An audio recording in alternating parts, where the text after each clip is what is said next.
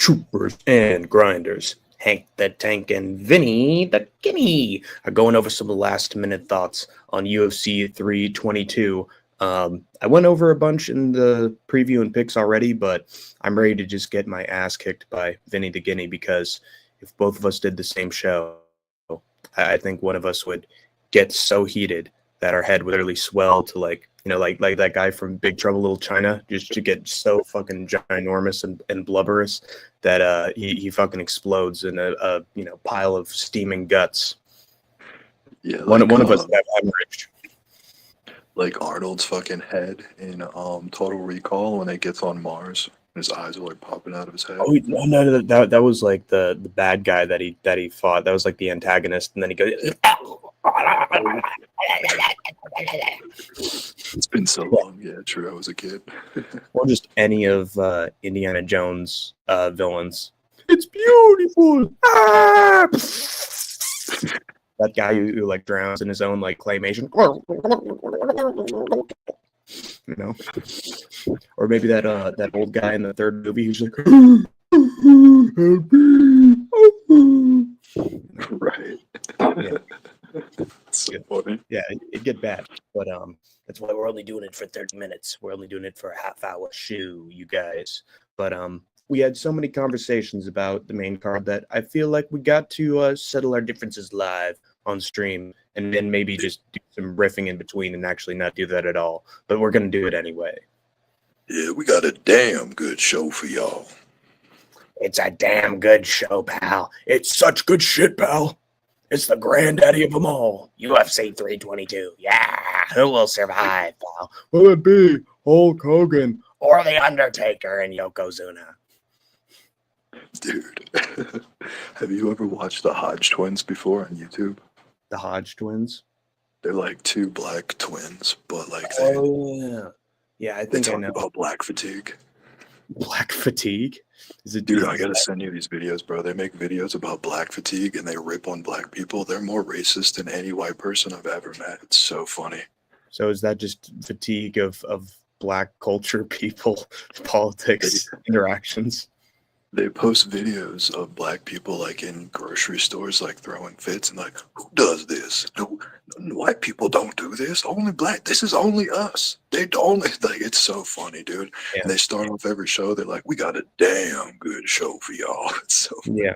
If only Bill Cosby was still around, I think he'd be proud of those kids and want to have them on his own show. I didn't know Bill Cosby was Uncle Tom. Yeah, these black people that are uncivilized. Yeah, see, that's the thing. People forget, man. People only associate him with the date grape stuff, but he's also like, if you look at any speeches that he does, like he views his own people as just completely uncivilized and unworthy of any growth, or like he legitimately believes in like a survival of the fittest like mentality. Like I don't even know how to describe it.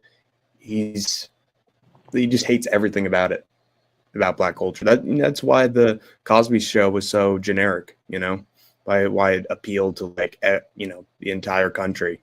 It's because they were literally just white nuclear family, Leave It to Beaver shit, but just black family. The culture is just industrialized, fucking white walls. Yeah, no art, no nothing. It's just dry, bland. Yeah, Germanic. I've got Vinny fatigue, says Jock. So already, it's only been Jock's only been here for 2 days, and already he's tired of you, Vinny. It's all right, Jock. He's a virgin, so he's probably jealous that I'm married and get pussy all the time. Yeah, exactly. And these two were still on panel when Hank the Tank left. So who knows what was said or done, but I think it went as badly for Jock as the Cam rap battle and then the Vinny rap battle as well. So I can't confirm my sources. I'm completely unbiased here, but from certain anonymous accounts that I've read, Jock got whooped by Vinny. I'm sorry to say. Oh yeah, nice. I didn't know that there was good word being spread. No, it was spread by you. That's what I'm trying to say here. That's what you're getting. Yeah. Vinny thinks the joint tips get to 4,000 degrees. He's insane. They do. Yeah. I mean, see, that's how the apartment nearly burned down.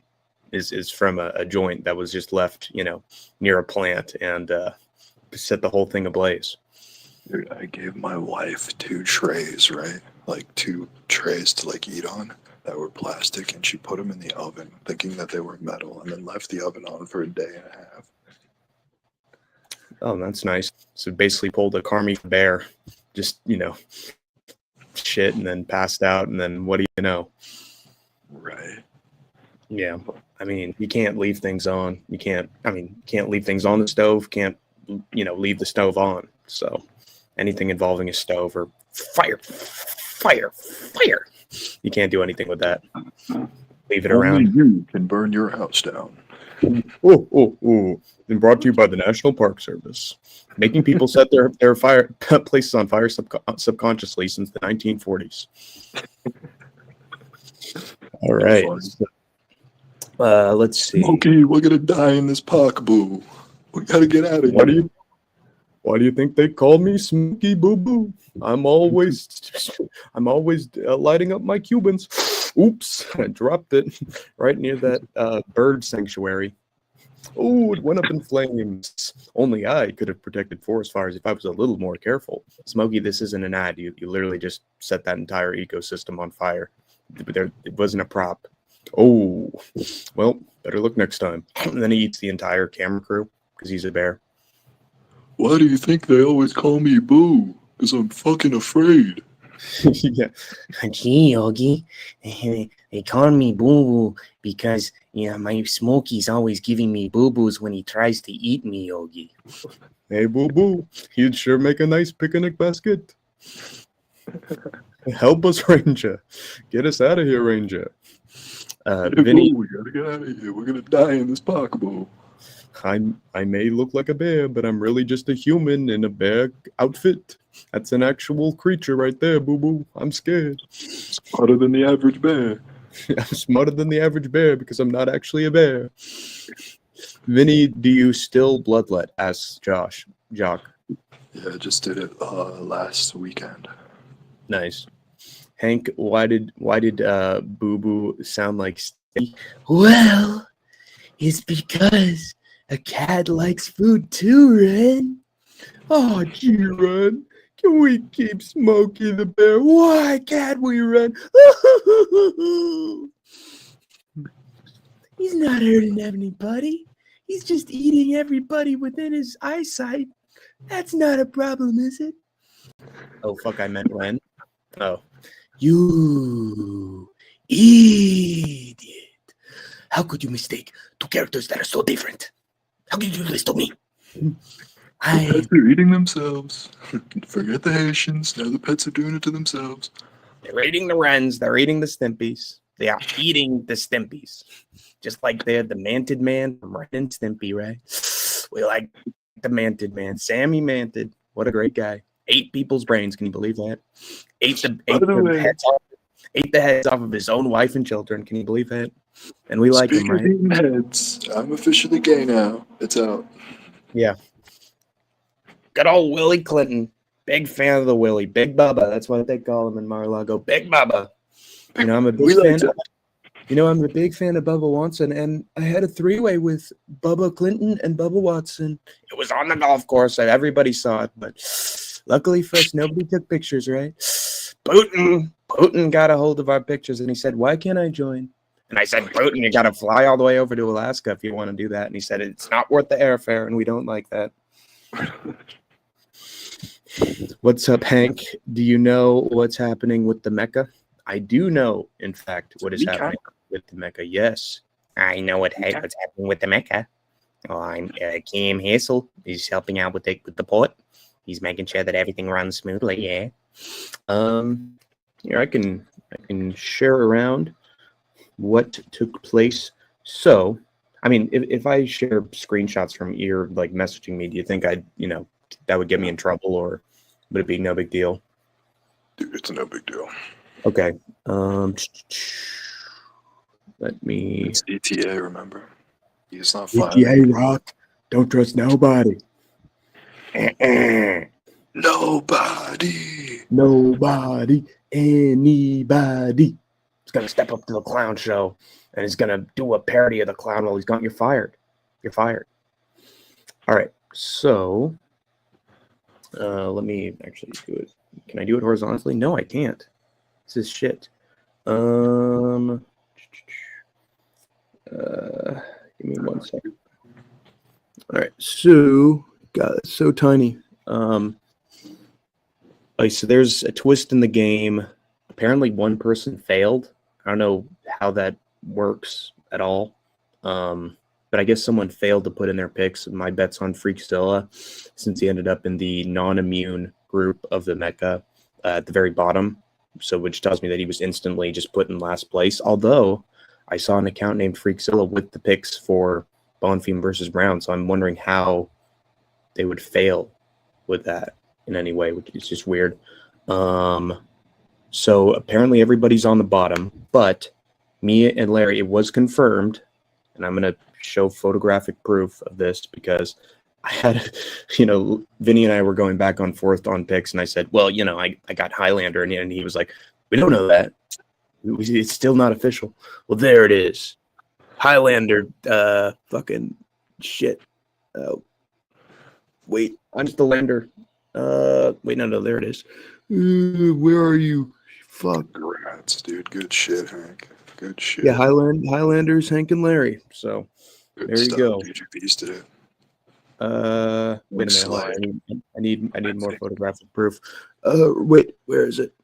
Shit. Reigning Highlander Hank. So there you go. It's the first place thing. But we were going back and forth, and we were saying shit like an old married couple. So I don't take offense to it. But I mean, come on now. But anyway, the rumors continue to spread. But Hank, my wife was getting weird with it. Yeah, exactly. She again, it's like the Trump Bubba Putin situation. Why can't I be involved? Why can't I be involved in this? It's because you don't show up on camera. All right, you're never here on time when you're needed. But what? Who is that? I can't see. Oh, yeah. Who is it? It says Mirage. Yeah, that's what's weird. There's been, yeah, but when did you notice that the YouTube usernames in all these live chats are like becoming their ad signs and not like just the names? When did that happen? Like, I've just noticed that. It's so fucking annoying. Before I ever changed it, mine was like that too. Yeah, that's really weird. Yeah. It's stopping me from recognizing a lot of people that would otherwise be like regulars in the chat. Now I don't even know their names anymore. Mirage, if there's another name you've got for us to consider, let us know. But I think these are two new guys. Speak up, boy. Me saying that you're whispering. I'm going at the exact same volume as you. I'm not on the phone. Yeah, my wife's in bed in the other room. I don't want to be too loud. Yeah. Is Clown not hosting it again? It's sort of, it depends on if he gets off the ground with YouTube or Rumble, because if Clown, I think he's back at it. He's going to make sure this tournament's finished. And then he's probably going to go through his phase where he's gone for like a month or two. And then he's going to be back probably on either YouTube or Rumble is my best bet. And if he's able to find success with those two for like, half of a year, I think he'd probably do it again. But I think he's going to be done with Mecha season for a while. I think it was honestly a mistake for him to get so burnt out with Mecha. Like think about this, Vinny. He literally did it like a week later. Another version. Like he did the second Mecha. Like he didn't even give it a week. He kind of gave us like a lot of flack for not being there for the Mecha, and then he wasn't there. Mm-hmm. Right. Yeah, strange. Why is she in bed at 1 p.m. on a Saturday? He's really trying, man. She fucking burned the house down, and the whole house was full of smoke, and fucking she's tired. But I'm actually gonna go wake her ass up and tell her to go get the laundry right now. All right. Well, off Vinny goes to get his bitch to do the laundry. God damn it! Up and at him, babe.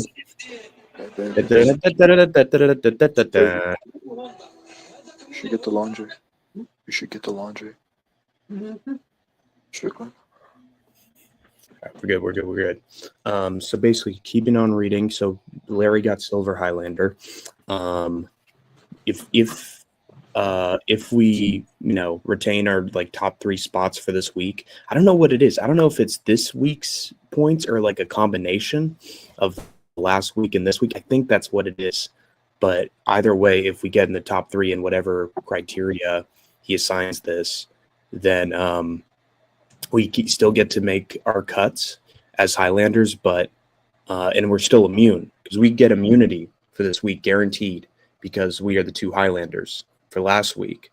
But if we do not get in the top 3 for this event combined with the last event, if we don't get in top 3 amount of points, then we have to use up our immunity for this week. So if Larry and I retain like top 3 spots, then we will have immunity going into next week as well. So that is what is at stake.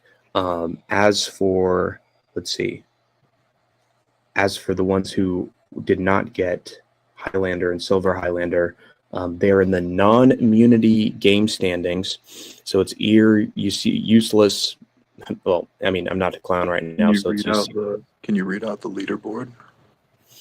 The standings are Ears number 1, Eucelius is number 2, Vinny's number 3, Charles Smith, aka Pupehead, is number 4, Alan Wokes number 5, Logan's number 6, and number 7 is Freakzilla. And if I'm not mistaken, then I believe that was the rankings I had in terms of point standings for when I was talking with Eucelius and he gave me like the totals.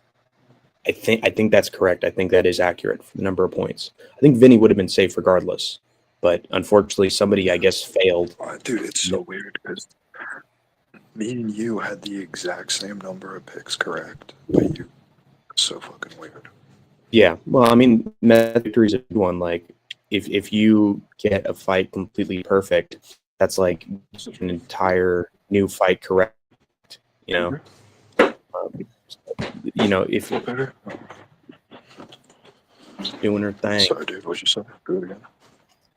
So, like, let's say that we both picked CLD against Marco Tullio, but I picked him by round 2 KO, and you had him by like decision. I would end up getting 100 points because I picked the KO right and I picked the round right, and so they gave me an additional 50 points, whereas you wouldn't get it because you didn't get the method of victory right. So that's like getting an entire extra fight right, Oh, true. Yeah, I didn't think about it like that. So I got really lucky getting exact on everything. I mean, not lucky, honestly. I did it perfectly. So that's why Tapology just values whether you can perfectly call fights or not. That's what separates them. But there have been times that nobody on the top predicted what's his name, David Martinez to beat Rob Font, right? And I picked David Martinez. That allowed me to jump up a few spots because nobody else picked Martinez. Whereas if everybody picked David Martinez, I'd have to be like, okay, maybe does he win by decision? And while everybody else got KO, that's how you get ahead. It's based on criteria and things that seem smaller, usually would end up deciding it, which is the reason why Cam, Eucelius, and Larry all had a 3-way tie, even though they all picked different fights. Yeah, that's so wild, dude. You would think that you should, if you get the same amount of picks as another person, there should be you would imagine that their scores would be very similar, Yeah. Hank, be careful you don't get kicked out the Mecca for the Frown Foe stream. Well, Musical, I talked to Musical, and that stream I made sure to emphasize that was both a parody and an appreciation stream for Clown because we didn't know if he was going to stay around. So if you check the title, it's literally called a Clown appreciation stream. So I amended that just to drive the point home that it was not to mock him, but rather to as sort of a tribute. And imitation is the most sincere form of flattery. So I made sure that was known in the title. Do you think Saint Denis wins? Well, let's get into the picks while we're at it. Oh, hell no, you don't, dude. You're not dragging me back into this bullshit. No, I'm kidding. Yeah, exactly. So finishing up with the rules. There are only two cuts.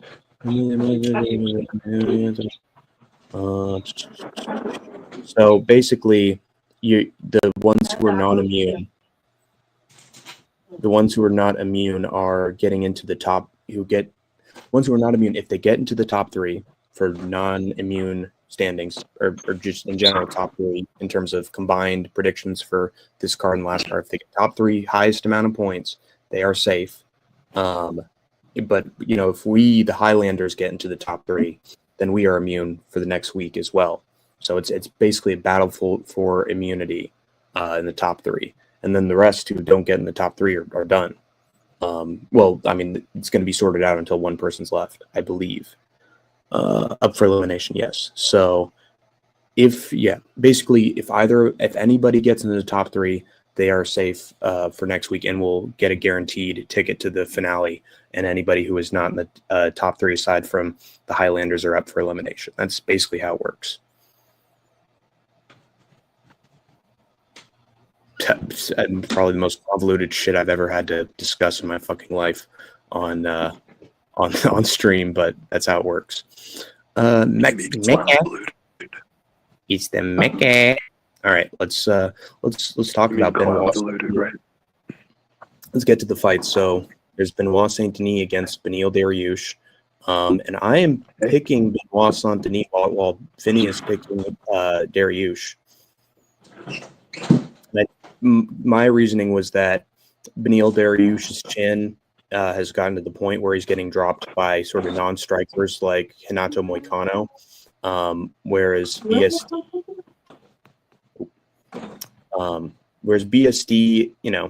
I feel like the wrestling is going to be neutralized here.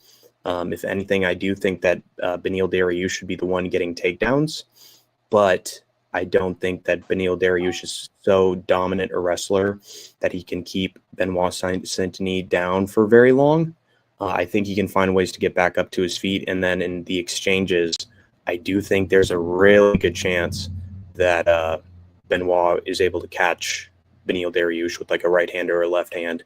And I just feel I can't trust the chin enough. The fact that he's been dropped in pretty much every one of his last three fights is very concerning to me. And I did reread a story that in training camp and in gyms over the last year, he was getting dropped during sparring and training camps. I just can't trust the chin. That's why I got to pick Benoit Saint-Denis. But what is Vinny's reasoning? Did you hear, Hank, did you hear what I said when you said this is getting convoluted when you were talking about Clown's Mecca? What? And I said, you said this is getting convoluted. Oh, clown-voluted? Yeah, did you hear me say that? No, I didn't. But that's pretty good. Clown-voluted, yeah, I said it twice, but yeah, you just kept going, so I didn't think you heard me. If I do another Frownfo stream, it's got to be his most clown-polluted stream yet. Yeah, dude, clown-polluted stream. Yeah, we don't want to be a decade older against the much more physical guy. Dariush has no chin as well. How would you respond to that, Vinny, since you are picking Dariush? So here's the thing, guys. Every single person and their brother is smart enough to figure out that Dariush does not have a great chin, right? His coaches have already thought that through and have told him, Benny, do not exchange. You're better than him on the ground. You need to get to the ground right away. Do I think Benny has the shooting ability to take Benoit down? Not really, because Benoit's short, stocky, he's hard to take down, but I think that when they get in the clinch, Benny's going to have the ability to get him to the ground basically every time, and he's going to be successful even if he's on bottom. So I don't see Benny being, I don't think he's going to finish the fight, but I see it going to a decision where Benny can stall him out just using his ground game. Mm-hmm.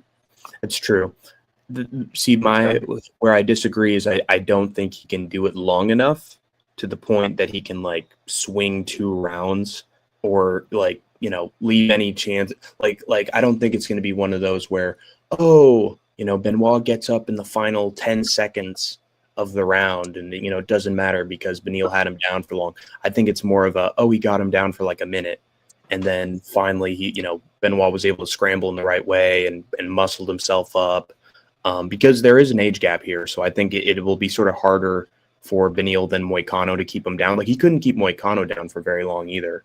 And where have we seen this great get-up ability in any of his opponents? Wait, what? In Benny's opponents, you mean? No. In Benoit. Where have we seen this great get-up ability against any of his previous opponents? Matt Frivola, he had him down for like 20 seconds, and then he got up and got the head kick. But Matt Frivola doesn't have anywhere near the level of Benny's ground game. Nowhere near. Mm-hmm. It's not comparable. Yeah, it's just I do think it's comparable because I haven't seen either guys like really get damage off or sub or like pull a Sabatini and just sort of drown guys like. It's not that. Gamrot. It's more like they're on top. They're doing what? Benny beat Gamrot. Like he's beaten very good Moicano. He beat the guy who beat BSD with his that's true. Game. That's true. But with either of those guys, was there a round where like, Benny's on top for the majority of this round? Like it was more like, he won a 3-round decision with all of those guys. That's what I'm saying. He's good enough to win a decision on ground. That's the thing. I think both of those fights were pretty competitive. I don't think either of those were like, Benny's dominant here or Benny's, got him down. They couldn't do anything. Like it was more like, Benny's got him down. He gets up. They tried to grapple. Benny was able to reverse. Now they're swinging on the feet and Benny's doing better. Like there's moments. See, there's spaces in the fight that Benny allows his opponents to sort of get the drop on him and like, swing and exchange. And I just feel like there's going to be too many opportunities for Benoit to like exchange with him to the point that I just think he's going to get cracked at some point. That's my main theory. Where have we seen this great striking ability? Where have we seen this power that everyone's so high on? He's punched out 2 people with his fists, and we don't even know one of them. And the other guy's Moises. This Moises, he's an unranked scrub. He's not Benny's level. He's several levels below Benny. Moicano actually dropped. Moicano has more power than BSD, flat out. And Moicano could not Moicano could not finish Benny in 3 rounds, and he lost to Benny. And Moicano is a level above BSD because he beat him. Yeah.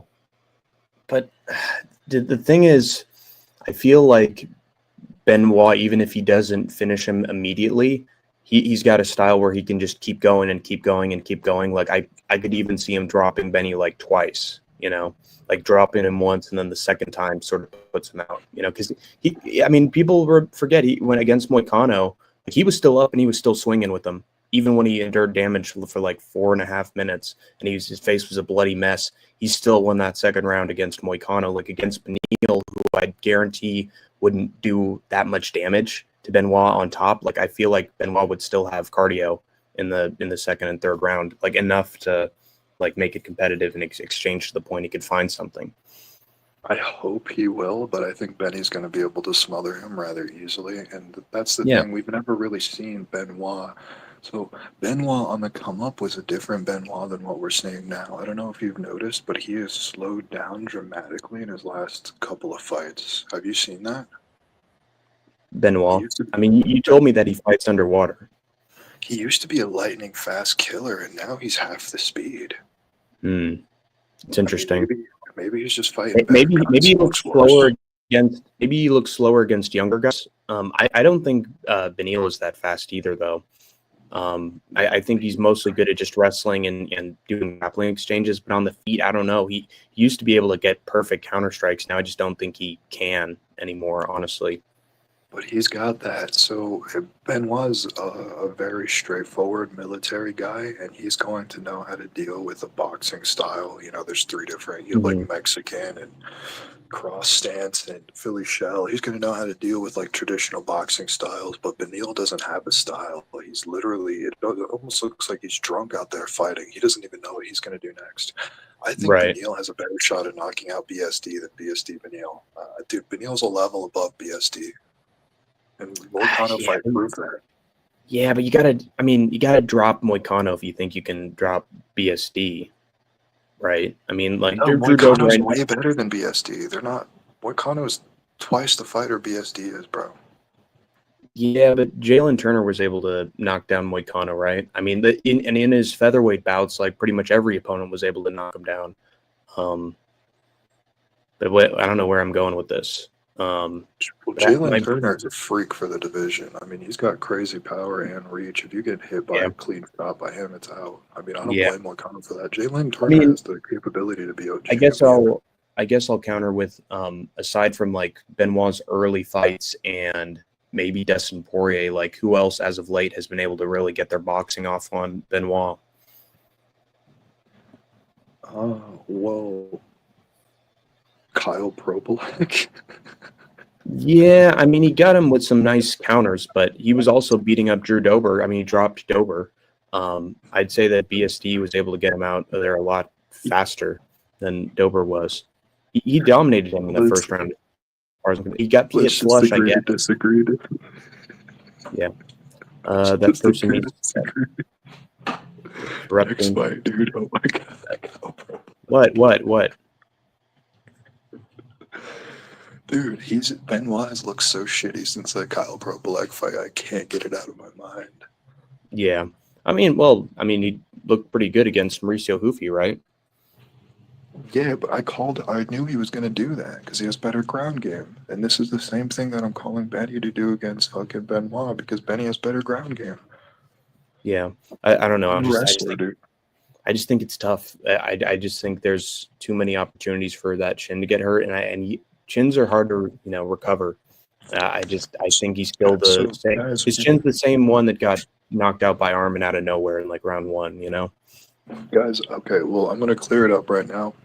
And I don't know who's coming up with this Benny slander. Maybe it's like some Jew hating Christian or Christian hating Jew up at the top of the sport or something that's spreading these lies. But Benny has only been KO'd by the top of the sport, rank 1 and rank 2 in the lightweight division. And one of those guys is an ex pound for pound fucking rank number 2 guy. You know what I'm saying? Yeah. Charles and Armin are, if they smoke you, that's fine. They're the best in the fucking world. You can get smoked by them. It doesn't mean you have a bad chance. See that, Doesn't mean but see anything bad. that's just the problem. My problem is that it's not that he's smoked by those guys specifically. It's that it's all happening in round one, and with Moicano too, that happened at the end of round one as well. It's like that's when his chin's like the most susceptible to punishment, and I feel like Benoit's just going to be able to find the chin just like Moicano did. If Moicano didn't put Benny out, BSD is not doing it, dude. Moicano, and God willing, God willing for real, but BSD is not the fighter Moicano is. Yeah. He doesn't have more power than Moicano. He's not slicker either. Hey Hank, love y'all. Happy birthday. Have a blessed one, says Kyle Franklin. I mean, this is nice for you to extend an olive branch, and he also donates $5. Stay frosty. Love y'all. Happy birthday, Vinny, Hank the Beast. Enjoy the fights. I'm just gonna, I'm gonna try to just pretend that the last month didn't happen and just say thank you for the message and the donation, Kyle. Thank you for wishing Vinny a happy birthday. But I mean, that's all. Merci. Yeah, Vinny is being Merci beaucoup. he has successful exchanges with Dustin. I mean, he did for a little bit, and then Dustin put him out with a counter. And that was old Benoit. He doesn't fight that way anymore. He's significantly slower. Like he went out and partied and took a drug and is not the same guy. Or like went out drinking or something. I think it's also just when you get flatlined by somebody and put out, it not only changes your brain chemistry, but it makes you like a little more hesitant in some people, So maybe that could be a reason too. I've been knocked out in wrestling twice. Wrestling? And Yeah, and twice I've been knocked out in wrestling. I used to wrestle at a state level. How do you get knocked out in wrestling? Do you mean you got put out and your brain shut off? Yeah, I fucking got knocked out. So the first one was in a tournament, and it was the third fight of the fourth tournament. There's a four match tournament. And on the third match of the tournament, this guy who was a heavyweight, I was only 205 and he was 265. He went to go head throw. I went to go head throw him, and I had the head throw in perfect. And when I went to do the head throw, he had crazy low hips and really good leverage on me, and he was big. So he reversed the hip throw and threw me over the top of him and then just landed on me. And he landed on me, and I just went completely out. And I woke up from being completely out to bench pressing a 265-pound dude straight off of me and got back up, and I continued the match and fucking finished. Isn't that nuts? Yeah, that's impressive. But you were able to do it like quickly, like on that day. For UFC fighters, like they get knocked out and then it's like, oh shit, I have like 6 months to prepare for the next guy, so I got to change up my style so that doesn't happen again. They sort of second guess themselves, you know. Because especially the ones who are undefeated, because they think that it's perfect, and then they get taken out, and it's like, oh shit, my style doesn't work anymore. Well, Benny but BSD, it's true. But here's the thing: my point, what I was getting at, is that when you get knocked out, it's so much like a sleep that you don't even remember getting knocked out. You don't remember really any part of it. So it almost doesn't really affect the way you go forward because you remember so little of what happened. Yeah. So what do you think it was? Do you think it was rust, like him getting older? Like what happened to slow him down within like a year or two? So here's the thing. Here's another reason that I bank on Benny. Benny's not going to go out drinking and find a hooker and do some drugs that she has and whatever. Like I think Benoit would. He's an ex-mercenary. He used to kill people for France, who's like a country that and Morocco and Algeria occupied just like Israel does. Like he's probably done shit just like the IDF has. Yeah, But you know what I would recommend if you like make that argument, because you make that argument with a lot of fighters sometimes. You should try to go to their Instagram and see if they're like partying in the exact time frame that you're talking about, because I guarantee if they're such public figures, you'd be able to find that. Well, here's the thing: he's marginally more likely to, because he has any demons to arrest. He is somewhat like PTSD from what he's seen. He's more likely to get drunk. He's more likely to do drugs and succumb to his desires. Yeah, but see, I'm more logical to the point where I want to see like the burden of proof. You know, it's like I want to see it for myself. Like if someone is partying, he has no code of ethics or no self-discipline, you can guarantee those people are doing it, bro. You should almost always factor that into your bets. I'm telling you, it's an interesting theory. Benoit has taken a significant amount of damage, even though he's not even 30. Yeah, I think some of the damage is doing that as well. I mean, that's another pretty direct conclusion.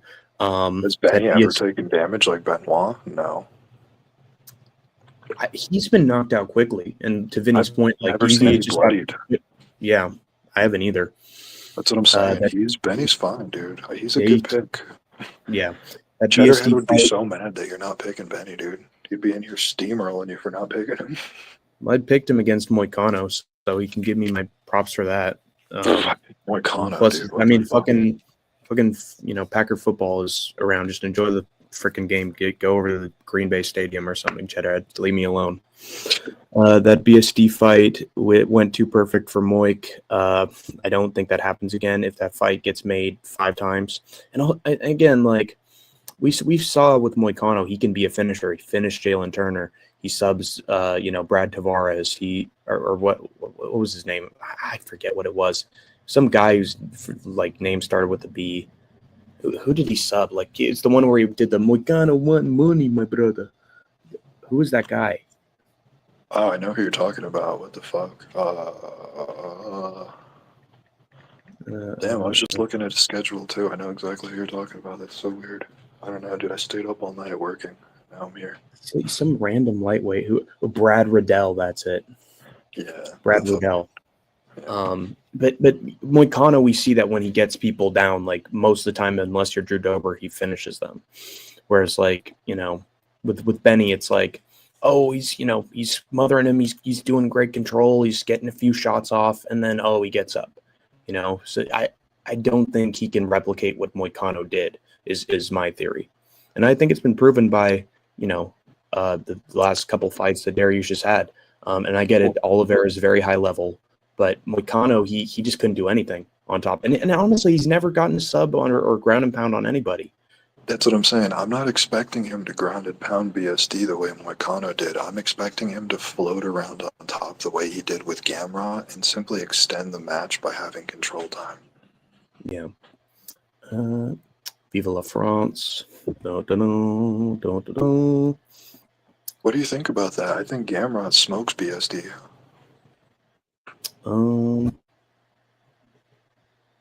Benoit smokes BSD. Gamrot smokes BSD. Maybe. Again, he doesn't have the finishing ability, so I can't really say. Again, and also RDA dropped Gamrot, like 4 or 5 times?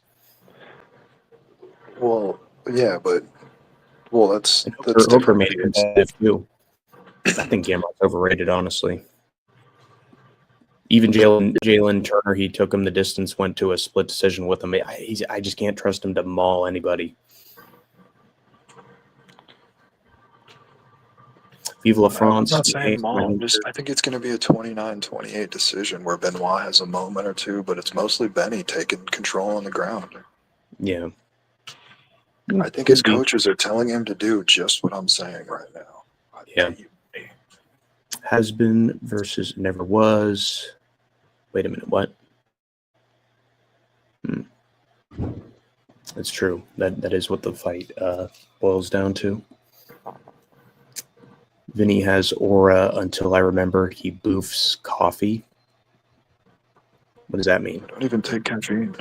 Dude, I don't take caffeine at all. What? Interesting. I've been taking caffeine for like 5 years. PTSD always hears it from a friend or from a friend that so and so did such and such. So gotta get some better sources. PTSD. It's an outrageous lie if it comes from his mouth. Yeah. Anyway, then we got Edwards versus Prates. I think we can both agree that I think Prates is going to beat Edwards because Edwards is just a stationary target. Once you start to exchange with him and he's up against the fence, you can't do that against Prates. I think Prates would get Edwards out of there in round 2. So, who have we seen this knockout power with Prates with besides Neil? Neil Magny. Besides him? Charles Radke. We saw it with Li Jingliang. Even Ian Gary, he sort of broke him a little bit with his power.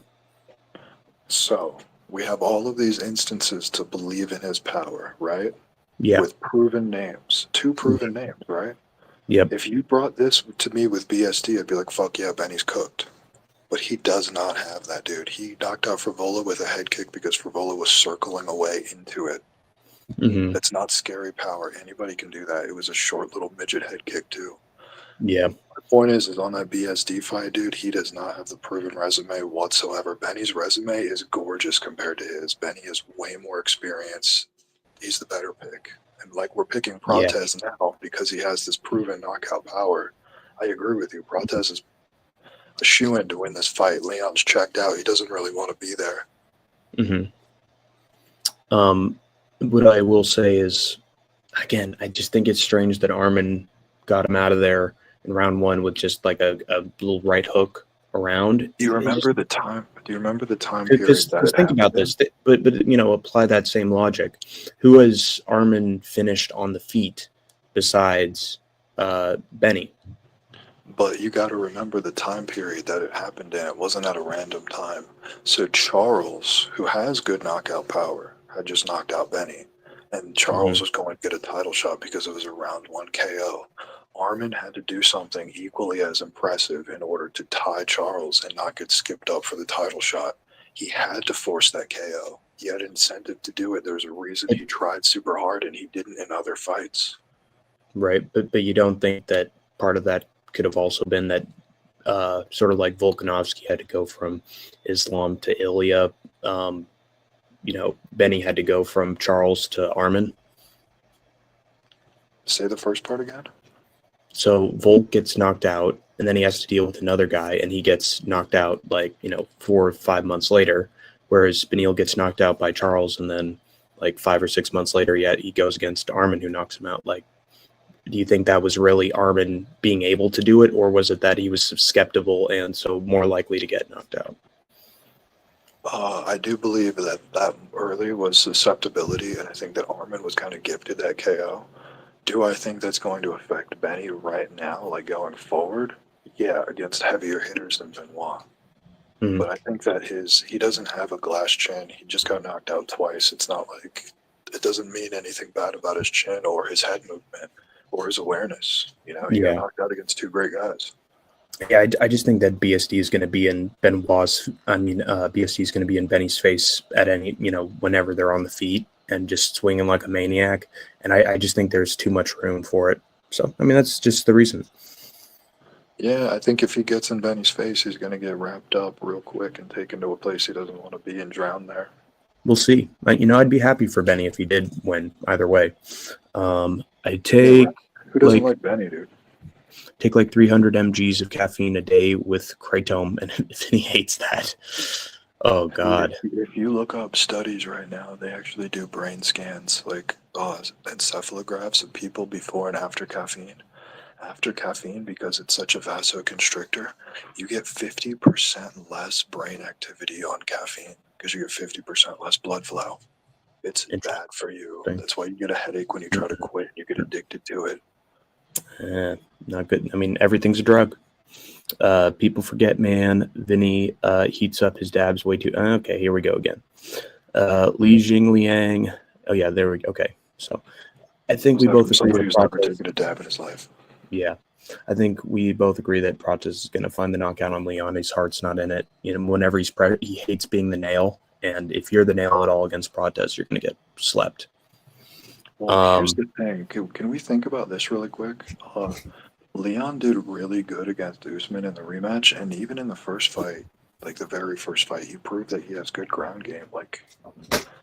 Not for the second fight, sorry. He has proved he has good ground game. There's a possibility that he just does to Prates what Gary did, and I think that's probably his game plan. What do you think?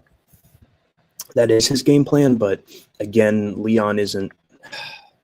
I know he had to against Bilal, and he had Bilal in some bad spots, but he also allowed Bilal to get back to his feet a few times. And, whereas Bilal was able to take him down and beat him up pressure-wise, you just can't do it with Prates. You can't. We've seen Prates get taken down 1 or 2 times before he gets the knockout, and it doesn't matter. He gets up and he keeps getting in your face. And that's a good point. So if Leon fails at any point to secure a submission or anything on Prates, he's going to wear himself out and start to get on the back foot, and then it's over. It's the same thing that Neil Magny did. It's the same thing. I think Radke tried it at one point, but it happens every time. The opponent gets him up against the fence, can't do anything, and then Prates puts on the pressure instead, and then you're done. Yeah, the only major worry is that Leon did take down Usman, and Usman is a higher caliber everything than anybody Carlos has ever even seen in a cage. So it could be that he has this world-class grappling that we don't know about because he did that to Usman. Yeah, but the problem is whether it be 1 or 2 minutes or the rest of the round, there are just chances for his opponent to get back into it, with Colby, with Usman, with with Bilal. All 3 of those guys had their moments after they were put down on the ground, and out of all 4 of those guys, including Prates, I think Prates is the most dangerous guy you can keep on the feet out of all 4 of those guys. Dude, if you refuted my Benny points the way that you are right now, I would be picking BSD, just so you know, bro. Yeah, I'm trying, dude. Maybe my logic isn't sound, but it's just work. I see it in my mind, so I have to stick to it. Vinny, can the brain heal from years of caffeine abuse? Yeah, the brain can heal from anything. As long as you're getting REM sleep at night where you're having deep dreams, like character depth and plot twists, like crying and moving in your sleep and shit. As long as Yeah. you're having that, then your brain will heal. If you're I not, mean, then you need to there have have been magic people who, mushrooms. yeah, there have been people who have recovered from alcohol, from hard drugs, from just years and years of putting their body through hell, insomnia. Like the bodies and the brain like try their best to keep you safe and keep you Yeah, and alive. the greatest part is too is that you'll notice this with everything, uh, like skin, nerves, everything. That once it's damaged and it has a chance to grow back and heal properly, it heals back with a higher propensity than it had before for everything. It heals back stronger than it was in the past. Yeah. So you should strive to get off of it and heal yourself because you'll be a better person afterwards. I'm seriously picking Leon, says Western Mass Climber. I mean, it's an understandable pick. Leon's a decent kickboxer like Gary is. I mean, I don't think Leon Edwards is half the kickboxer Gary is now at this point, though. I think he looked washed as fucking laundry against Sean Brady. It wasn't just that he couldn't, defend the takedowns. It looked like he wasn't there. So Dude, you know what I noticed with Leon? what? So he had like a certain sheen to his like body. Like you could tell that he was really healthy and taking care of himself and eating right. And after he became a champion, he said that he bought his mom a chicken shop. Ever since then, he's had like ashy skin and darker teeth, and like he just doesn't. He looks unhealthy. He looks like he's eating fucking fried chicken every day, or the oil is like fucking terrible for him, or something like canola Yeah. oil. Caffeine hinders Vinny's telepathy, says Jock. Dude, has Jock done his research on you? Has Jock been like secretly monitoring everybody? Oh, chat. No, I told him that I did Oh, yeah. telekinesis on Clown Stream. Chat, can you guys all say that you guys saw me do telekinesis on Clown Stream? Yep, he's shown it. Especially the first stream. The first stream, that was when Vinny was at his best. It's all gone downhill from there. I hate that argument, by the way. No, it's true. I feel the same, dude. Everything looks great on the first glance, and then that's you. Like, No, I mean, dude, I started fucking doing that fucking blood shit, and remember my arm exploded? The lady went through my vein and fucking put a bunch of poison into my arm. You remember that shit? yeah. I mean, honestly, the early days weren't exactly healthy for Vinny. Like, he had to find another path. I helped him out with that, and eventually found someone where he's got some stability aside from burning the place down. Vinny's in a good spot. Right. Dude, my life is so loving and awesome, dude. It's so sick. I'd rather be less entertaining and more successful than more entertaining and fucking a starving artist and pain is every day. Vinny mind controlled Milo Stoner's friend into being infatuated with him 5 minutes after being in a heated argument. That's the I want to fuck you hate energy, Dude, did you go back and watch that stream and see that, Hank? I did not. I need to watch that back. Dude, she was like, bring Vinny back. I want to raise his kids. Like, she was saying like the craziest shit, dude. Like, well, that was on Clown Stream, right?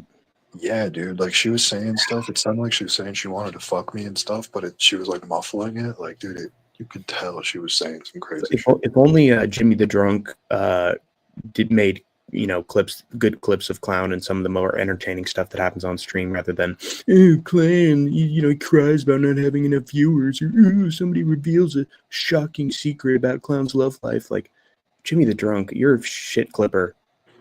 Like, Stupid. Find the cool stuff, you idiot. Drama farming idiot.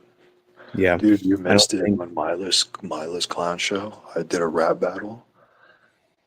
Oh my fucking god, I obliterated, dude. Cam was like, holy shit, that was so good. Fucking, I did like, not a rap battle, I did like multiple fucking, probably like 30 bars. And then I was just doing things that we were talking about in regular conversation and making every last, like, every bar, like every syllable rhyme with the next syllable as we were going, just talking about the regular topic.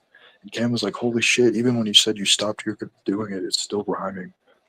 All right, so next fight we got Sean Brady against Michael Morales, and I think Vinny picked Sean Brady if I'm not mistaken. Yeah.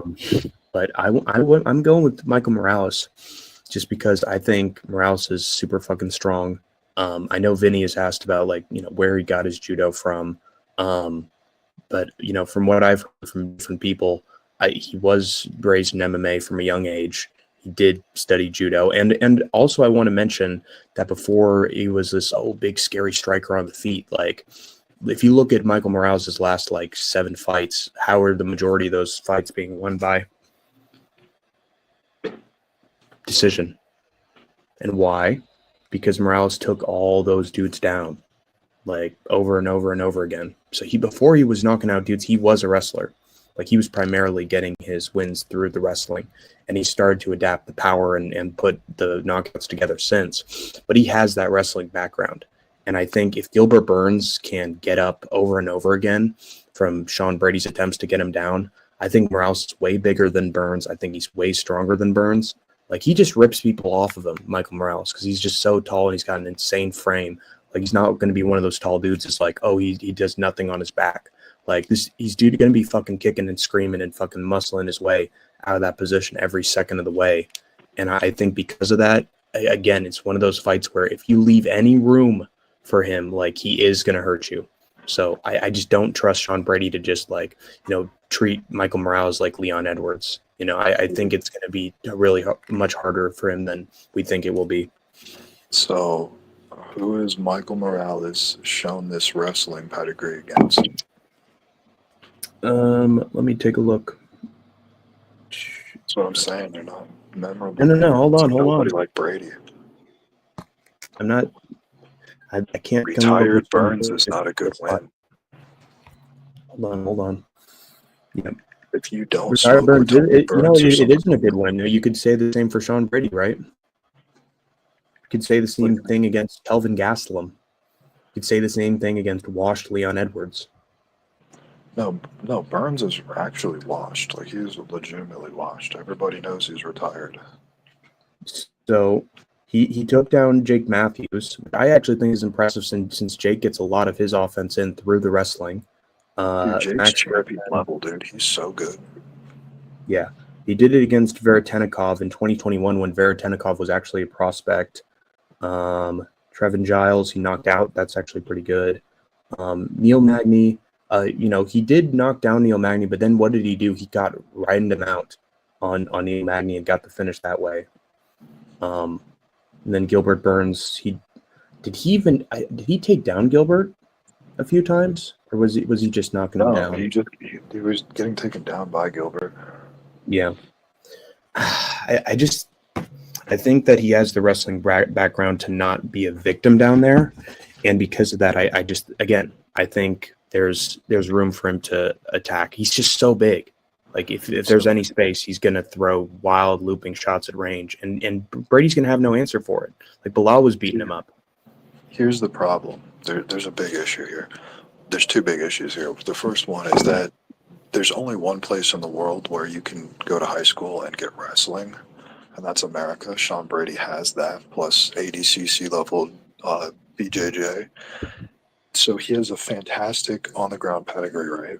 That Michael Morales cannot get anywhere else. You cannot get that wrestling pedigree anywhere but coming to America and learning it with kids or going to a fucking MMA gym. You really can't get pure wrestling, right? Yeah. So Michael Morales is at that disadvantage. But here's the other problem. Sean Brady is short, has a low center of gravity. He has small limbs, and Morales has long limbs and a big center of gravity. He's going to be easy to take down, easy to control on the ground, easy to wrap up submissions. It's an easy win for Brady, and that's why he took the fight. Wait, were there any other options of opponents for him before that? What was that? What were his other options of opponents before Morales? Were they just not giving him fights until here's Morales?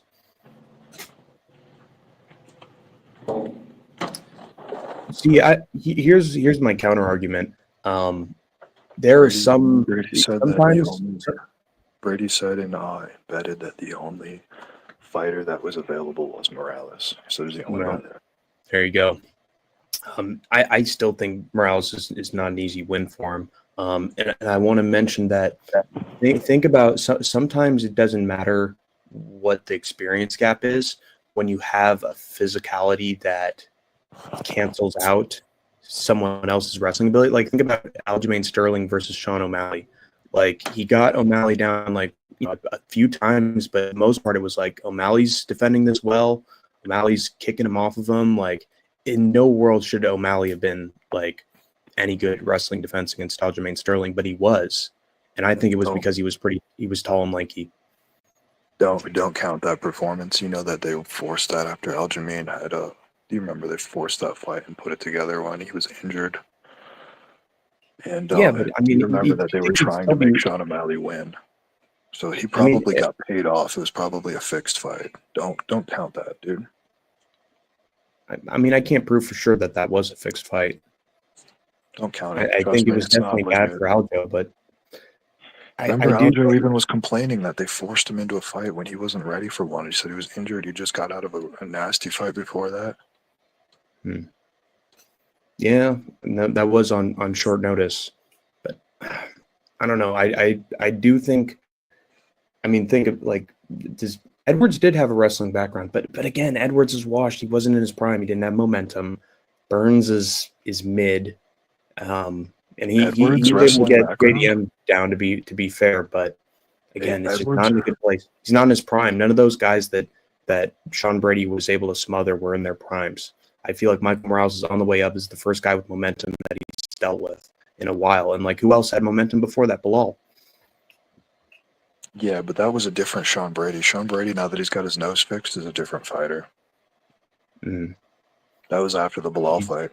You think it's specifically because he got his nose fixed, he was doing better? Like, but how does that change the wrestling?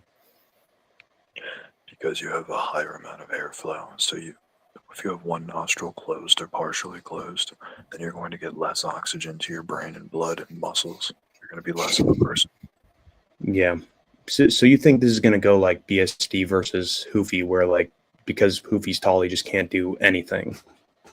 Yeah, I think so. I think it's a capacity issue. Like 85 global IQ average, you're not going to have the ability to learn all the things that Sean Brady is going to be able to learn, and that's what ground game is. It's a game of learning and knowledge and implementing in the moment, and I don't think Morales has the IQ to keep up. Yeah, maybe.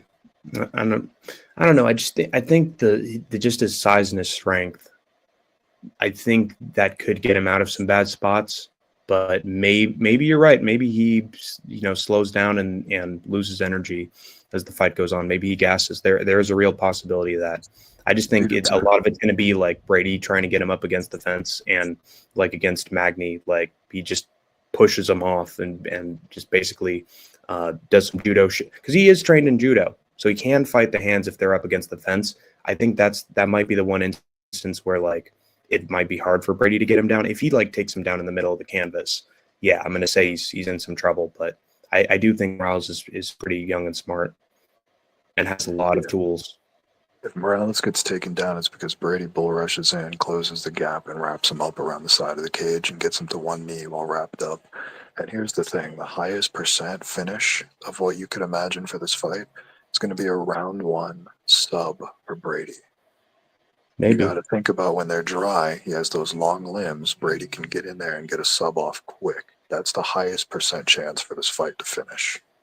I actually think it's more likely you get some sort of rear naked choke, not like an arm bar or anything, because because he's got such long arms, I actually think it would be tougher for him. Whether as a guy with like shorter arms, that's more impactful because the bones are shorter, the muscles smaller. Like you can grab it. I think that sub Brady round one is your best money. Brady doesn't have a bad chin. He has an excellent jaw. From what I've seen, he's taken fantastic shots and kept going. He didn't get knocked out by Bilal. He stayed standing by shots that should have KO'd him. Mm-hmm. I don't think cutting yourself to blood key is very healthy, but what do I know? I'm a dullard or something. Okay, Jock. Okay. Just Google it. If it's healthy or not, the internet will tell you. Burns is an 80 cc silver medalist. He's the most underrated grappler in the UFC. People need to stop using Burns as an example to take away from people's skill level. Well, I mean, it's not that we're undermining his skill. We're just saying that he started to slow down as time went on to the point he just can't put those skills to good use anymore. That's what we're saying. We're talking about like later stage Burns, the one after Masvidal is what we're trying to say. And He's to be fair, he definitely did on the take same down level. JDM a few times, but he just got beaten up on the feet. Like, and even when he did get the takedowns, he just couldn't do anything with it. Like, again, the skills are not there anymore.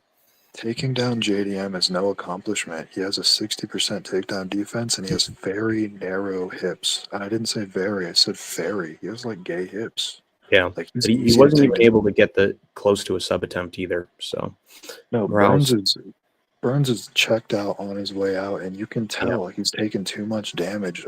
Fight accumulation. The same Burns that fought Hamzat is not the same Burns that's fighting now. Morales trains with Bilal, right? Asks Larry CTM, do you think that could have an impact on the fight?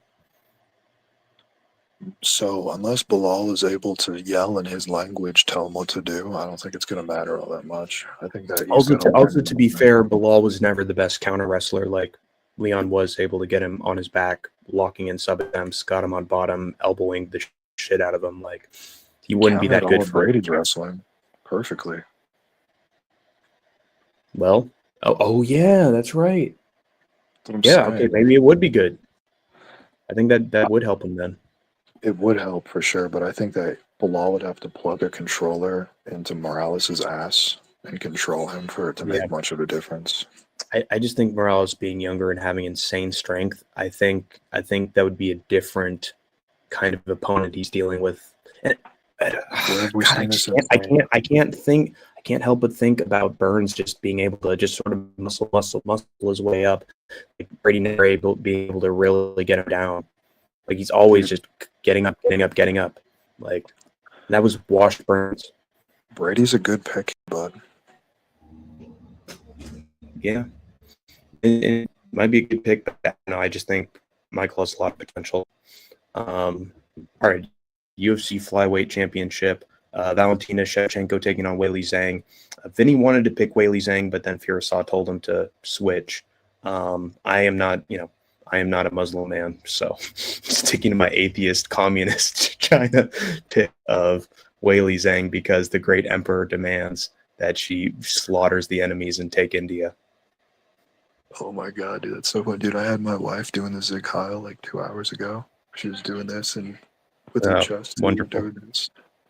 So Well, funny. Vinny's already hypnotizing the youth.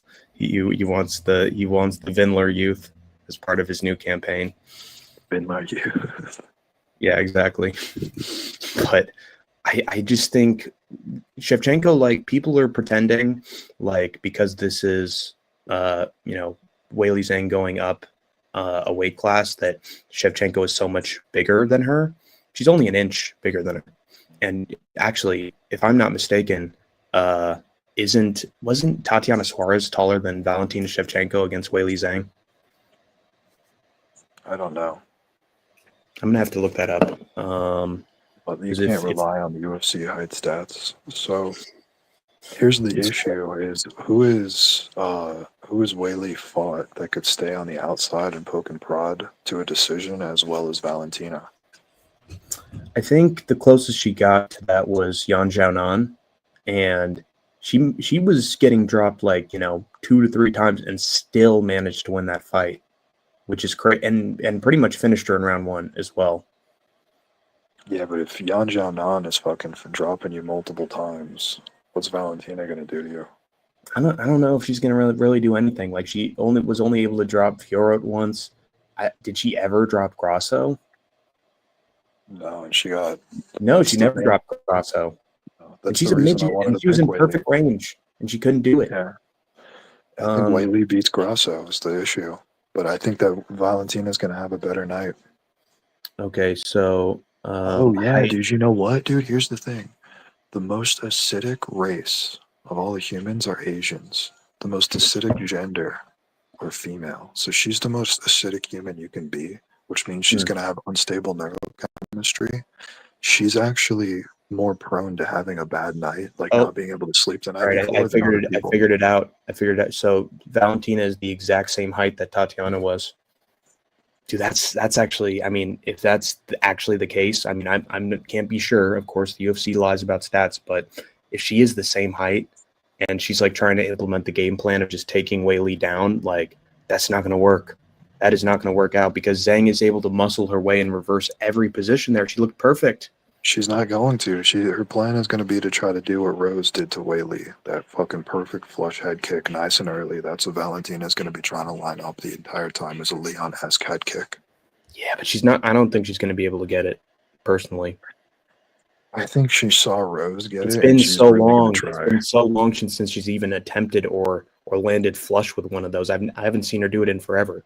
Yeah, I'm saying I think she's going to try it multiple times, and that's going to Yeah. be enough to win a decision on the judges' scorecards. Yeah, but I just think it's tough because Tyler Santos got her down multiple times, went to a split with her, got on her back. Whaley can. I'm guaranteeing that Whaley's going to find her way onto Valentina's back at some point here. Grasso was able to get on the back twice in their trilogy. In two of the fights, obviously, third fight she was on her back, not able to do anything. But if Whaley Zhang was in that spot in that third fight, do you think she'd be spending time on her back for that entire fight? No, No chance. I She'd think she's a find a ball way of to muscle. on top. She'll Ball get up muscle. from Yeah, Valentina. she picked up Ngannou, so she has insane strength, and she flows like water. She literally says, "My training style is that I flow like fucking water, like Bruce Lee taught. Like everything is flow." So she can easily use her movements to get into better positions. The question is, she's as gonna have a Vinny bad has night. shown, can Valentina keep this on the feet and just beat up Whaley, picking her apart at range? And I honestly think Whaley's just she's such a ball of energy that you're not going to be able to stifle her for 5 rounds. I really don't. Like, there's going to be some point where they're up in a clinch, and then Whaley just fucking just pulls her down, drags her down. She's literally going to run at her. She's going to literally run at her and drag her down. Yeah, but 5 rounds is a lot of fucking nice strikes that Valentina's going to get off on fucking. That's 25 minutes of chances to impress the judges with dropping Whaley. If Yan Xiaonan could drop Whaley 3 times, Valentina's going to do it. I don't know. I think the only person that she's been able to drop in the last 5 fights was Manon Fiorot, and honestly, that was sort of lucky. Like, she got at the very end of round 2, round 3 or something, and then she wasn't able to do it again. But who's Manon Fiorot ever been dropped by before that? Nobody. It's the first time. That's true, but we've also never seen Fiorot fight like that before, where she's just leaning, trying to get you down, trying to get that was a completely different Manon Fiorot from who we've seen before. And so I think she got caught because her game plan backfired in her face. Like, if she'd have just kept it regular, like she usually does, like, she would have probably won. Yeah, I picked Manon Fiorot to win that fight. But I don't think Whaley's going to be that stupid. And here's the issue. Here's the issue. Hold on. So Manon Fiorot has never been knocked out before, right? Mm-hmm. She's never been dropped before. All of Valentina's opponents have never been dropped before. They've never been hit in the head forcefully where they've had serious damage and gone unconscious. Whaley has been hit, but knocked out cold. Like, she woke up and was fighting with the ref, saying that she didn't get knocked out, that she doesn't even know what happened, dude. Yeah, she got dropped multiple times in every. But that also happened more than 3 years ago. And the only person that's been able to, she got dropped multiple times recently. Yeah, but Yan Xiaonan is you can tell that she has power and that she has a killer instinct. I don't think Valentina, and honestly, this is the oldest Valentina we've seen. She's 37 years. She's going to be 38 in 4 months. I don't know. She has no kids. I can't really say that matters all that much. Well, I mean, it's just age. It's just aging on her. Bilal was just champion up at 36, And also, you got to realize, Vinny, even if she does win, it's not going to be unanimous. It's going to be a close-ass fight because she's never had a dominant fight aside from Grasso. Dude, I think she's going to impress the judges by dropping Whaley multiple times. Whaley's going to get skittish. It's going to be a fight on the outside with Valentina dancing. No, she's not going to get skittish. She's not going to get skittish. She was dropped 3 or 4 times, and I guarantee she's not going to get as many knockdowns as Yan Xiaonan did. She doesn't have the killer instinct that Yan did, and Yan, in the perfect scenario, was still taken down and ended up on her back. She ended up on top, dragged her down, drowned her for a round. Another one gets a finish. You can't give her any space. Dude, my pick is Whaley. I agree with you that Whaley's a better fighter, but I can see how Valentina could win this, and I think she's going to have a better night than Whaley. Maybe. For sure. I just think it's tough to deal with a giant fucking tornado, man. You can only do that for so long. Dude. I think if they fight 10 out of 10 times, I think that Whaley wins the majority of those fights. Yeah. Hey, what's up, Brett? Hello, Invictus. Islam Makhachev, $10,000 bet. I mean, You're and smart. Vinny, I would guarantee Vinny was going to say smart man, but dude, I wouldn't risk that high amount of money on any result. Dude, can I borrow $1,000 to bet on this fight? Yeah. Happy birthday, Vinny, says Kobe Wiggle. Oh, thank you, you. Kobe.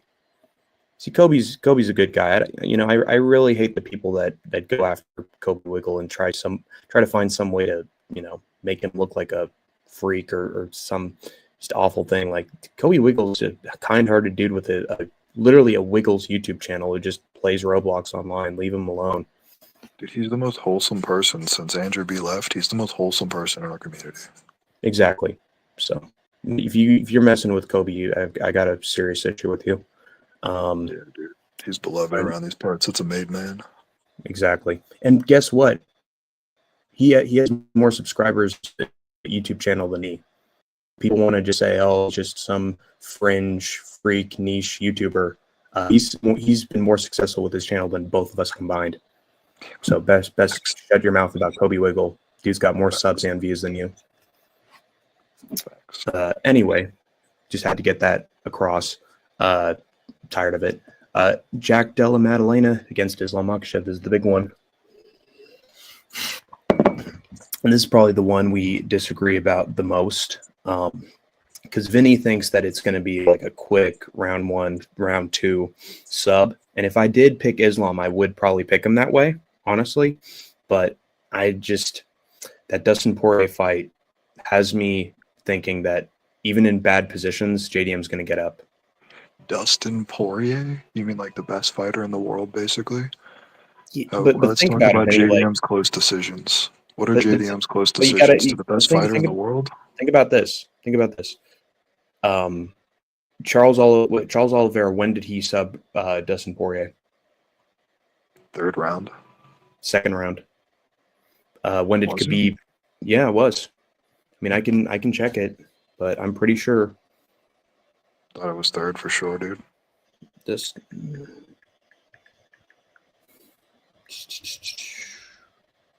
Was that the case? Let me check. Fucking topology, god damn it. Well, I gotta make sure this is true.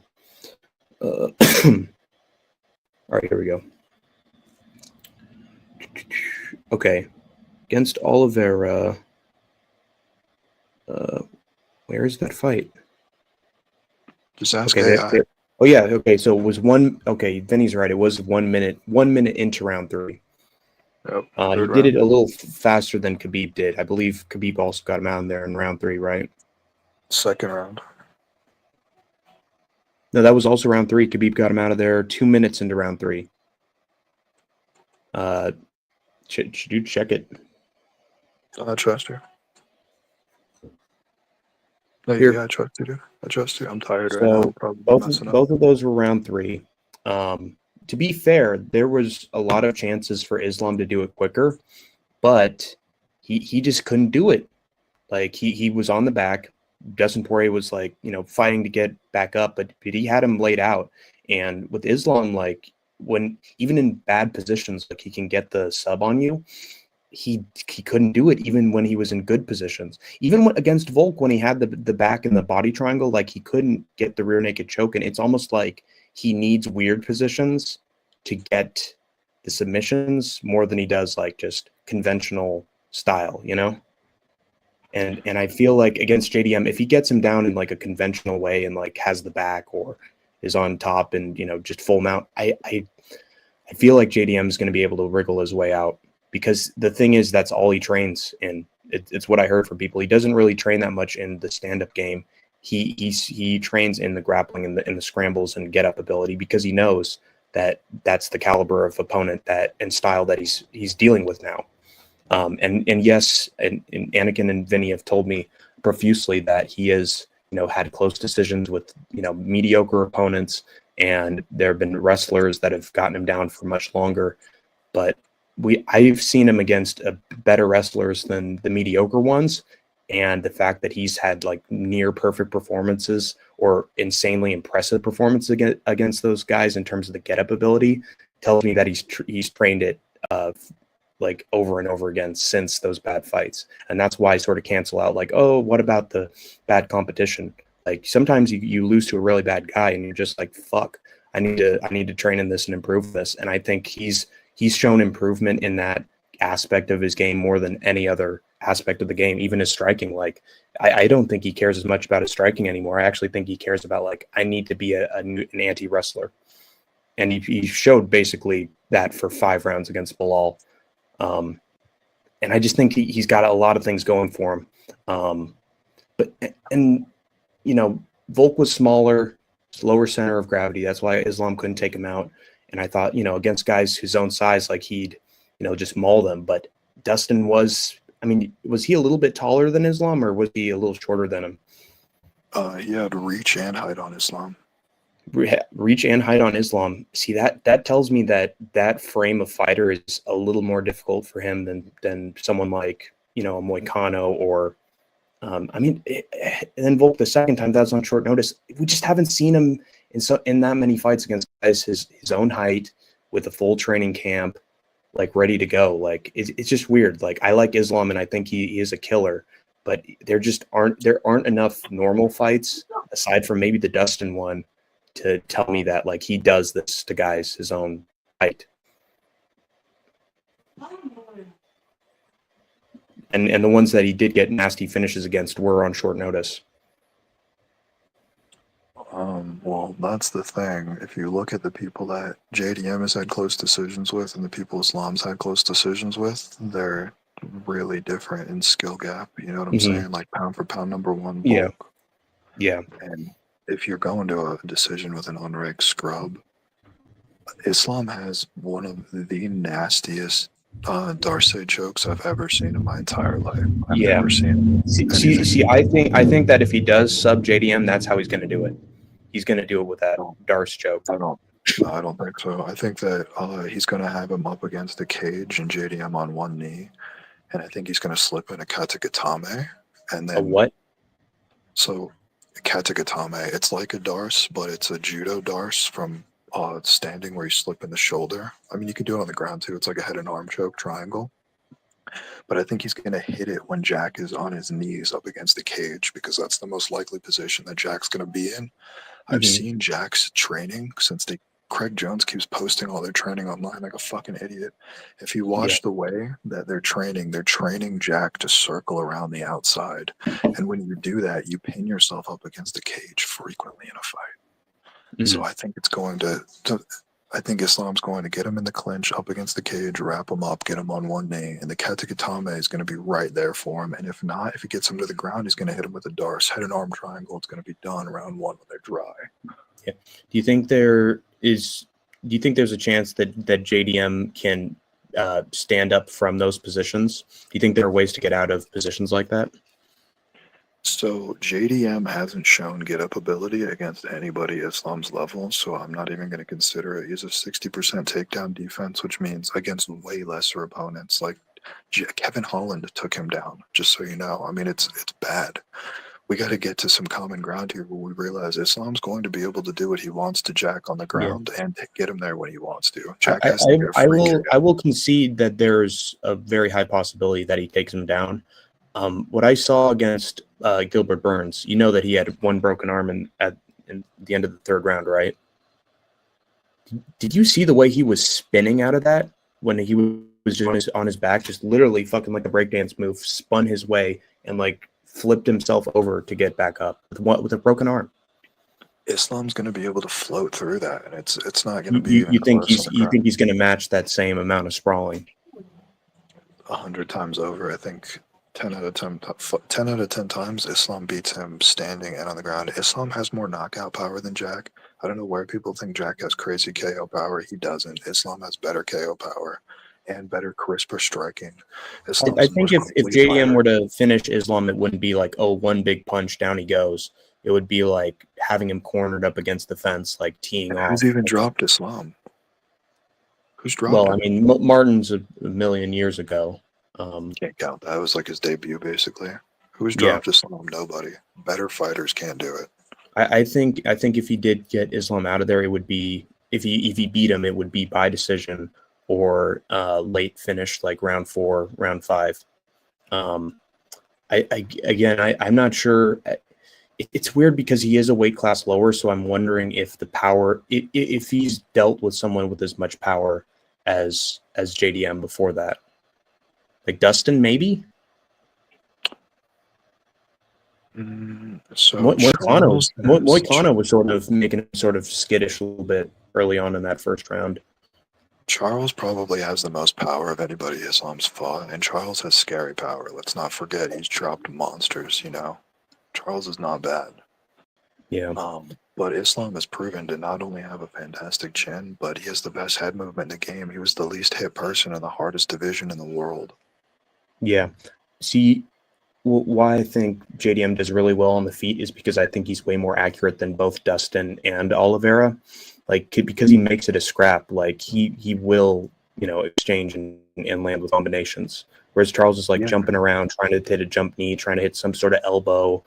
Dustin's trying to just do some pocket boxing. Whereas like JDM's gonna have a fight on the feet anywhere and everywhere. Like he's got knees. And against Bilal, who's like nobody really has that good of striking against, and not even Leon Edwards. Like he was able to get 1, 2, 3, 4, 5 hit combos.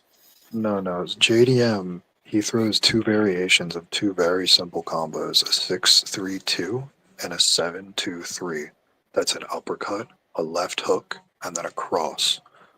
He throws these very simple variations of a core combo over and over and over again. He's not good at striking. Charles is a better striker. Dustin is a way better striker and would smoke him on the feet. The only reason that JDM looks good is because he's fighting welterweights that have shit hands. Bilal kept it. It was standing the whole time against Bilal. Of course, you're gonna have better hands than Bilal. I wouldn't say it was the whole time. There were a few moments where Bilal got him down, and we thought, oh no, this is where Bilal dominates. But every time that happened, JDM would just like 5-10 seconds later just find a perfect position to just either get up or reverse. And you got to admit that performance was impressive from JDM. No, if you're gonna beat Islam, you need to smoke Bilal, not have a close fight.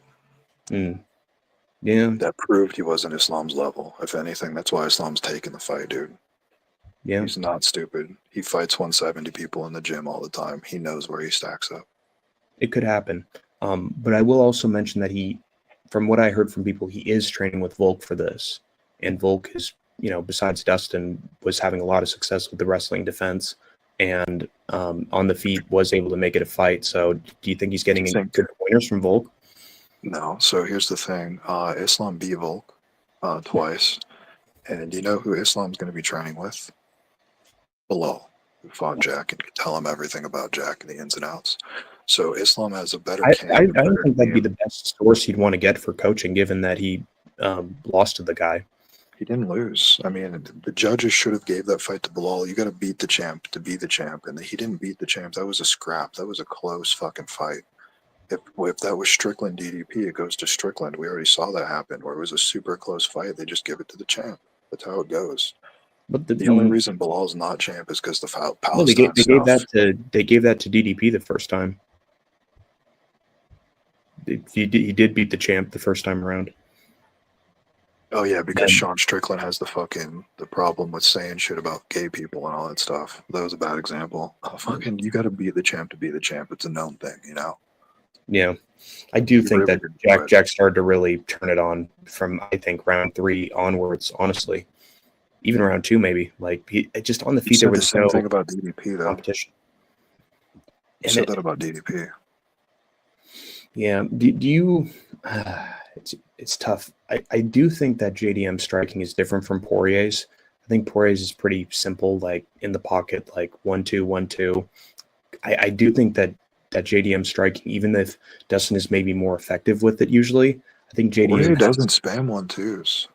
I think JDM's striking is better at getting through the guard of somebody like Islam, especially since he's tall just like Dustin. But he can throw up knees, he can throw elbows. Dude, Dustin is he's at least 10 times better than JDM on the feet. He has way crisper hands, way better counter striking. Dustin's a dream compared to JDM on the feet, dude. Didn't Moicano drop him? I don't know if it's counted as a drop. I don't think it was a drop. He slipped for the most part, but he did get hit with something where it's like it sent his body, you know, the momentum did push his body to the point he did slip. It was pretty fast. Hank, did you catch JDM calling Bilal pussy when he got his hand raised? Oh, shit. Well, that's mean. I mean, both those dudes went to war. You shouldn't be calling him a pussy because you both just poured your heart and fucking blood onto the canvas. And he gave you the shot that you didn't deserve. There was more deserving people. Yeah. The scumbag. I will say I didn't like Islam immediately saying have the belt ready for when I get it, like immediately when he got it. But I guess JDM calling Bilal a pussy sort of cancels that out. Yeah, he deserves it. He's not even smart enough to do trash talk. It just sounds awkward when he tries. Yeah. So I mean, it's interesting. I think the real question that gets in the way of picking JDM for me is just whether or not he can find that success and get through the guard, because it's just very hard. I think Makhachev's Sambo guard is very good. I think first round's going to decide the whole thing, especially if, you know, Islam gets him down very easily and does what Vinny's saying he's going to do. But if it goes past the first round and JDM is like, you know, had sort of an even round with Islam, I think it's going to make things very interesting. So I think the big question is just whether JDM is going to find success getting through that guard. That's my main concern, to be honest. I mean, say he gets through the guard, now he's got to contend with Islam's clinch, which means he's going to get thrown or tripped, and now it's going to be a long night. Yeah, but you'd think that he'd be prepared for that kind of clinch, because that's exactly what Islam does to like all his opponents. Like if JDM didn't train for what some of the tricks he does in the clinch, he'd be a fool. Well, here's the thing. So judo is extremely complex. Just judo. We're not even going to talk about sambo, right? Mm-hmm. If we were to talk about just judo alone, Jack would have to learn for 10 plus years to be able to get down everything in judo. We're not in judo, we're in sambo, which Jack has no fucking idea what's going on. If they get into a clinch and Islam hooks up like an arm canary, a Yadviga, there's no fucking way he's going to know how to get out of a shoulder knot. You just don't see it anywhere in American wrestling. You don't see it in the West at all. It's Russian only. It's sambo. Not only are you going to have to learn the move, but you're going to have to learn how to implement its counter in the moment the first time you've ever seen it in a fight. Dude, Jack's not doing that, dude. It's not possible. I'm sorry. Yeah. He has to learn way too much. He gets hit with an Achilles leg lock. He's fucked. He's not going to know how to get out of it. Yeah. It's just tough. Like, what do you think Islam has improved in his wrestling holds compared to the first Volk fight? Because if he has, then there is a chance that he hits Jack with something that he's not ready for. But if he's the same Islam that we saw against Volk the first fight, then I can say that Jack has more than a fighting chance. So here's that's the point I was making. So there's 100% chance that he's going to be ready for an omoplata, for instance. You know, Yeah. Islam always tries the shoulder lock, but if you go for something that he's never seen before, like a more sort of like obscure technique from sambo that Islam has proven to do. Did you see that beautiful trip he did 2 seconds before he finished Dustin? I mean, dude, if he does that kind of shit, there's no way Jack can counter it. He's going to get thrown around like a sack of potatoes and manhandled. It's just tough. It's just, I wonder if he would have been able to get the sub in round 2 and 3 with that as well.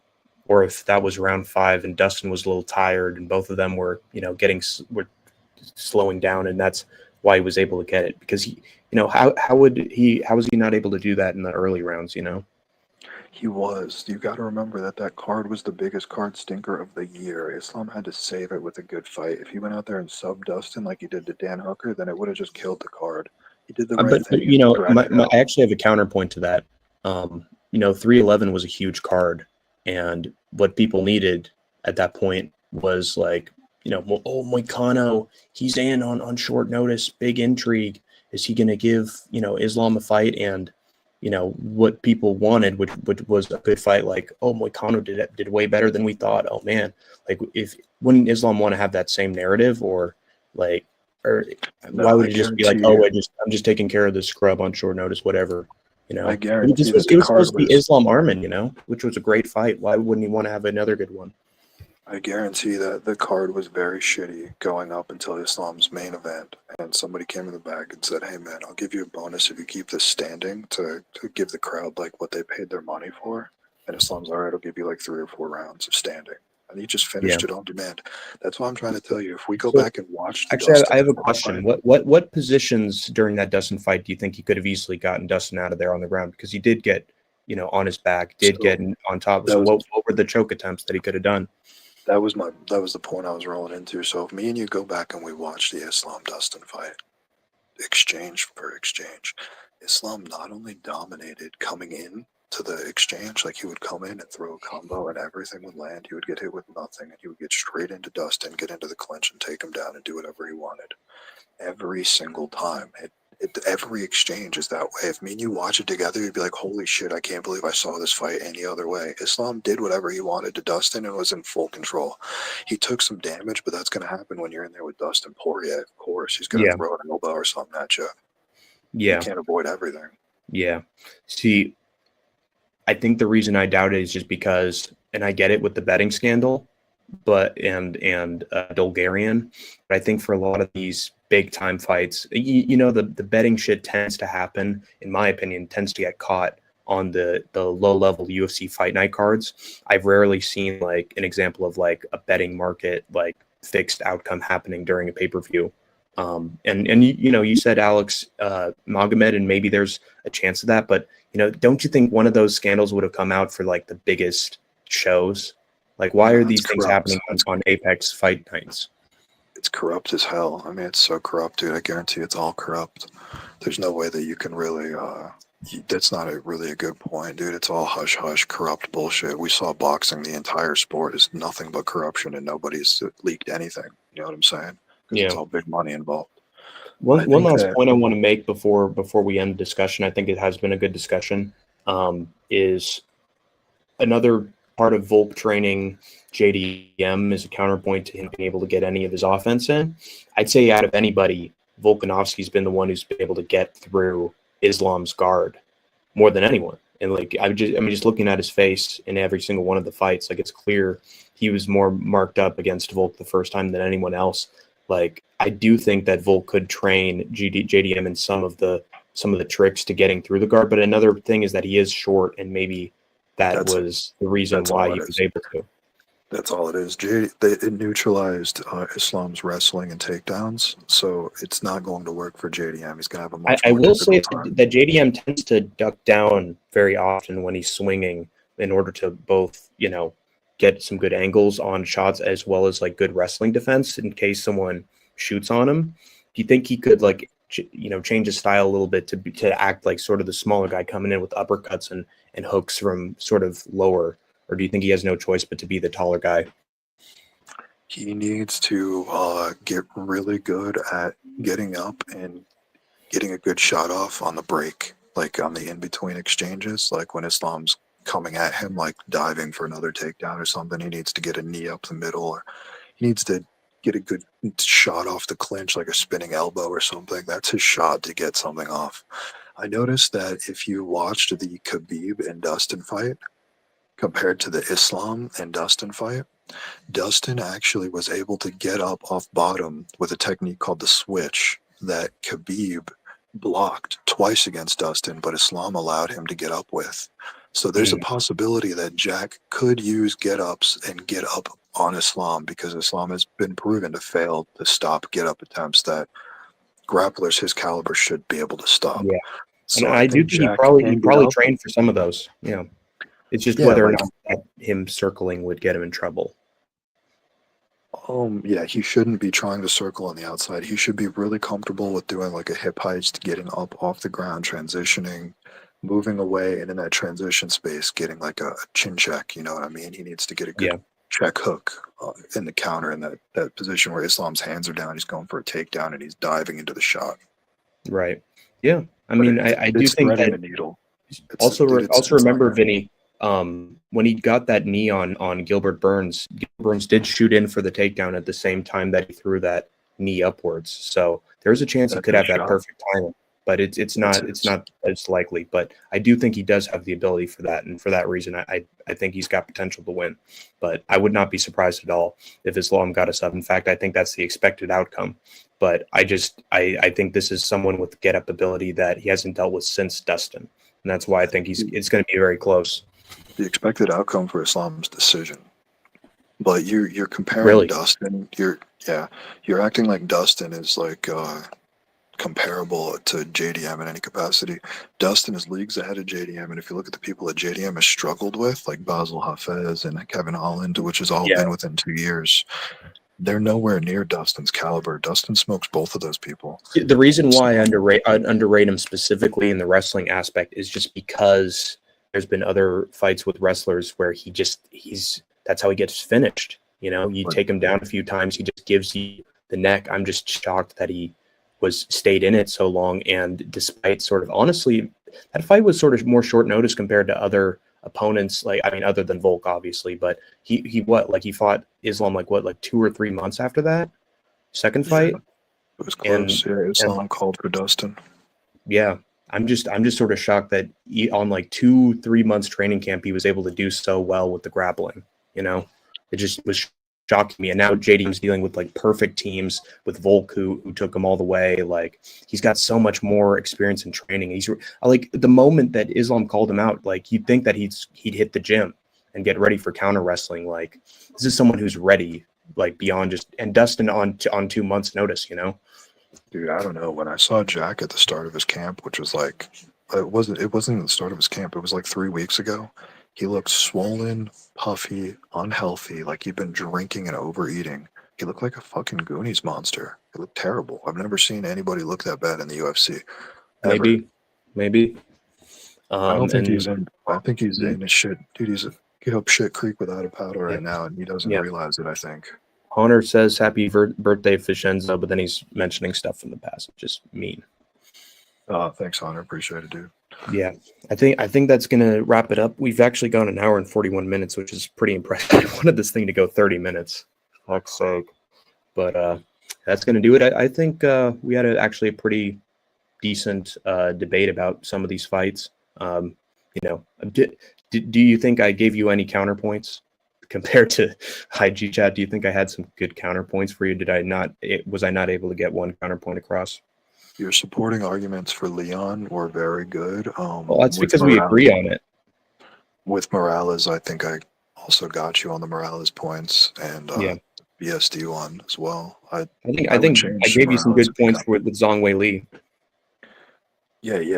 You definitely convinced me. I picked Zhang Wei Li, but like I said. But JDM, I you know, it's a very solid argument for why Islam wins. I will give you that. But yeah. I just think it's another one of those tough stylistic matchups that everyone's going to make fun of me for when it doesn't pan out. I won't, dude. You're being so wholesome about it, bro. I'll chill. Thanks, man. Cakes and Candles, Vinny, B-Day Highlander would go crazy. Yeah, I mean, I'm going to try to keep my spot, but if Vinny ended up getting Highlander, and it's just tough. It's tough for Vinny because if it's combined points with like the first week, it's going to be he's going to have like a perfect card to sort of scratch back to like having like most combined points out of anybody. Like, you're gonna have to sweep this thing, but you got Fierceall on your side, so you know it's definitely possible. I mean, dude, I've never done bad. I always finish 3rd or 4th. Yeah, and top three get immunity, so it's a very good possibility. And I'm rooting for Vinny and myself, of course. Hell yeah! I got my wife like turtle cheesecake and like fucking sushi and all kinds of stuff for my birthday instead of me. Oh, that's really nice of him. Vinny gonna have a coconut squirt cake. Yeah, I mean, there's definitely gonna be some eggs involved. I'll say that much. Twice already today. Fantastic. Yeah, well, I mean, go and get a coconut cake to celebrate. So to go with that squirt, you know. Right.